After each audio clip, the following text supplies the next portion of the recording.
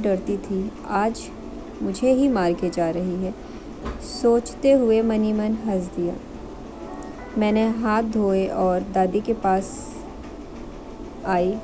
मैंने कहा, दादी, आप अपने मेहमान को यूं ही खड़ा रखेंगी? जाके बैठिए, मैं चाय बना देती हूँ।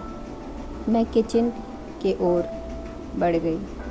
दादी और अर्जुन पेड़ के नीचे चेयर लगा के बैठ गए। मुझे तो यूं ही नज़र ही चुराना था। मुझे शर्म आ रही थी, मैं उनके साथ बैठकर क्या करती, इसलिए चाय के बहाने किचन में आ गई। मैंने 2 कप चाय बनाकर ट्रे में रखकर मैं उनके पास आई। दादी ने कहा, अपनी भी चाय ले आओ, बैठकर पिएंगे।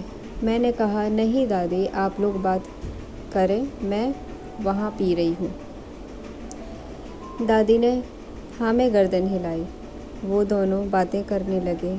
मैं चाय लेकर सीढ़ियों के पास बैठ गई। चाय में मगन थी। मुझे लगा अर्जुन मुझे शायद देख रहा है। मैंने मुड़ के देखा तो वो मुझे नहीं देख रहा था, वो दादी के बातों में लगा था। थोड़ी देर के बाद वो अपने घर चला गया। रात हो गई थी। हमने खाना खाया। खाना खाकर दादी सोने चली गई। मैं अपने कमरे में आ गई। मुझे आज नींद नहीं आ रही थी, शायद खुशी की वजह से। मैंने यूं ही सोच रही थी कि मैं प्राची से कहूँ और अर्जुन से कहूँ तो क्या शेयर करूँ। मुझे प्यार है या नहीं, मैं खुद नहीं जानती। यही सोचकर मुझे नींद नहीं आ रही थी। बहुत ही देर के बाद आखिरकार नींद आ ही गई। सुबह मैं कुछ ज़्यादा ही देर से उठी। सारा काम हो चुका था। दादी नाश्ता कर चुकी थी।